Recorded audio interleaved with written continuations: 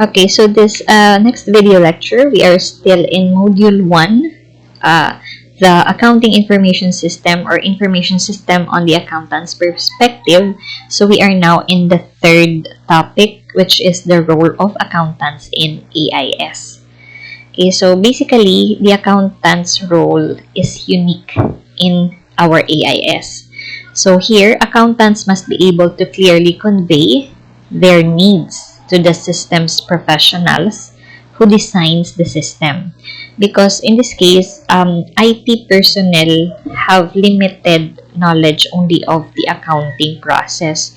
So it should be the accountant that should direct these developers who design the system on what are the necessary process and steps that they need uh, uh, to perform, okay, in order to incorporate this in the design of the system and to meet the needs of the organization in terms of the financial data or information.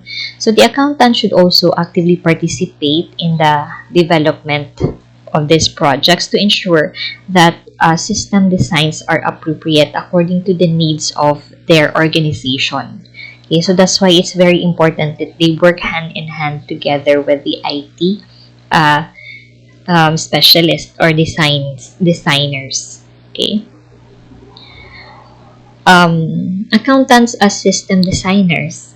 Okay, so here, basically, accountants are the domain expert and they are responsible for the conceptual design of AIS. Conceptual meaning they are the ones who are illustrating to the system designers on how a process should take place, what documents are needed, and how it should be processed in generating the reports. So basically, accountants should create a model, okay, that will be used by the designers in creating the information system. Okay, so conceptual system design, of course, this will involve specifying what are the criteria for identifying, for example, delinquent customers, okay, how to identify it, okay, and the information that needs to be reported. This is one example. Okay, so as the domain expert, the accountant will determine the nature of the information that is required and needed, where the data is sourced, its destination, who will be the users, and the accounting rules that needs to be applied during the conduct of these different activities or processes. So this is very important, again, to eliminate or to minimize the errors and misstatements. Okay, so accountants as system auditors. Okay, so aside from being the domain experts, so they should also be what you call this, the ones who are making sure that misstatements are eliminated or avoided. Okay, so accountants as system auditors. So basically, we have here for external auditing. Here, this is an independent attestation about the fairness of the presentation of the financial statements. So basically, an external audit or auditor, these are not an employee of the entity. They are a separate entity like accounting firms, okay, which serves or offers auditing services. So they are the ones who are auditing or checking the accuracy and the fairness of the financial statements that are created by the management to make sure that these are free from material misstatements, okay, so that users can rely on it with confidence. So in an external audit, they have their opinion, okay, about the fairness of financial statements. So you will learn more of this in your auditing and assurance principles class. Okay.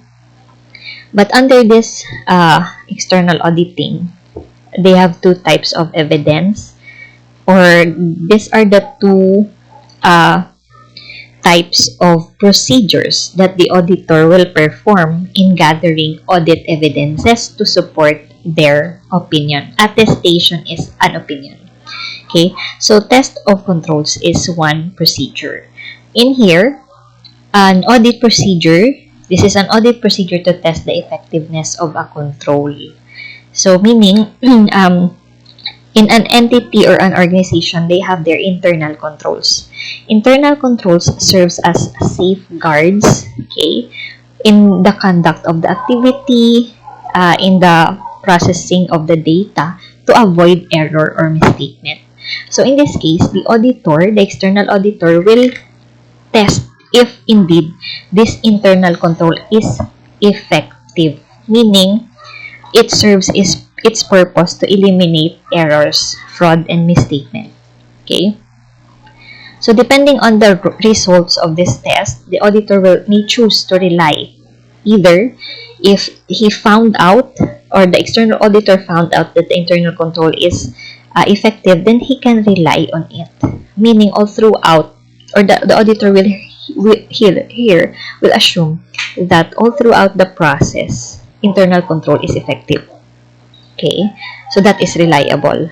Or however, if the test reveals that controls are weak, so meaning in this case, the auditor, the external auditor, will not rely on it, and he will be the one who will gather more evidence, okay, to make sure that material misstatements are detected and financial statements will be restated or corrected, okay, before it can be handed to the users.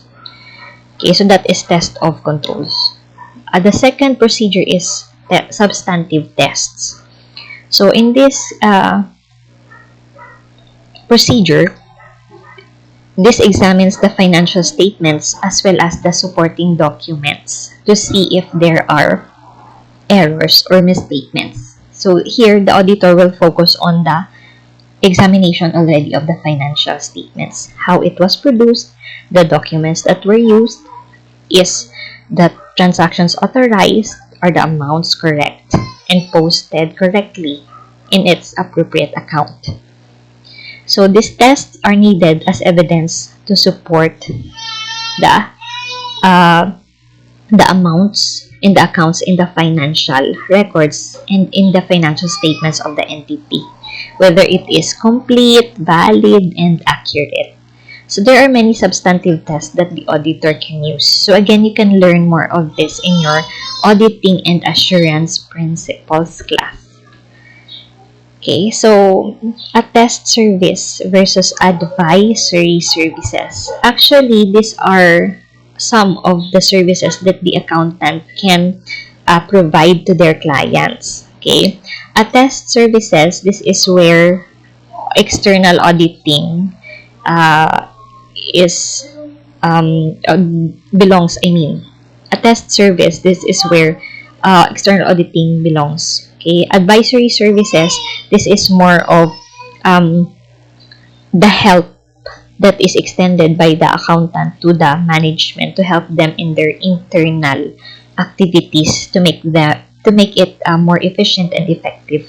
That is advisory services. Okay, so here for the attest service, the auditor may not provide the following. If you are an external auditor, you cannot bookkeep, okay, or become an accountant of the entity because you are the ones who will check, okay, the financial statements. Okay, so aside from bookkeeping or other services related to accounting records or financial statements, the auditor cannot also provide financial information system design implementation. This is the work or the responsibility of the management. Okay. Another is the auditor cannot also appraise or provide valuation services, fairness opinions, or contribution in kind. This is part of the advisory services. Actuarial services. Actuarial is also calculating some actuarial services relates also to appraisal or valuation services that relates to the assets of the entity. Okay, so there is an expert that they can hire to do this for them. Another is our internal audit outsourcing service. An external auditor is different from an internal auditor. Internal auditor is the employee of the entity. So they are the local versions inside the entity of the external auditors. But in this case, external auditors are more independent than internal auditors. Okay. Another, the auditors cannot also become a broker or dealer, investment advisor, or investment planning services of the entity. And they cannot also provide legal services and expert services and any other service that the board determines by regulation or is impermissible. So meaning, in this case, the external auditor providing attestation service, they can only provide external auditing services. Okay? Aside from that, they cannot do anything for the management. So, second, internal audit. This is an independent appraisal function. So, this is what we are talking about earlier about internal auditors. So, they are independent appraisal functions established within the organization. So, internal auditors are the employees of the management or the company or the entity. So, they examine and evaluate the activities as a service to the organization. So, it has a different constituencies from external audit as mentioned earlier. Okay.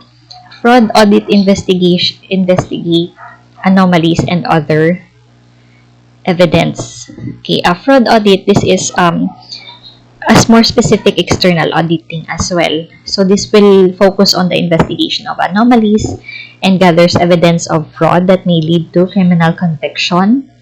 So when corporate management suspects employee fraud, or the board of directors hire fraud auditors to investigate their own suspected executives. So again, these are more specific type of external auditing. Okay, but again, advisory services. These are the services that the accountant can provide to their clients. So all of this, which the auditor right here cannot provide, it can be provided by the accountant providing advisory services. Okay. Basically, again, advisory services, its main objective is to provide solutions to the management problems to make them efficient and effective. Okay, so what is the role of the accountant? What is the role of the audit committee in an organization? Basically, in an organization, aside from their internal auditing or internal audit department, they can also have their audit committee. So, audit committee, this is a subcommittee of the board of directors. Okay, so we have the shareholders, board of directors, who represents the shareholders. So from this board of directors, they will create a subcommittee which is called audit committee. So in this case, they have a special responsibility which relates to internal auditing. Okay, so this is an independent check and balance for internal audit function, and of course this will help later on in the conduct of the external auditors. And usually in an audit committee, aside from the members of the board of directors, they usually hire 3 people which are independent from their organization. The purpose of this is to maintain credibility and integrity and independence, because independence in accounting and in audit is very important. That is why this is emphasized.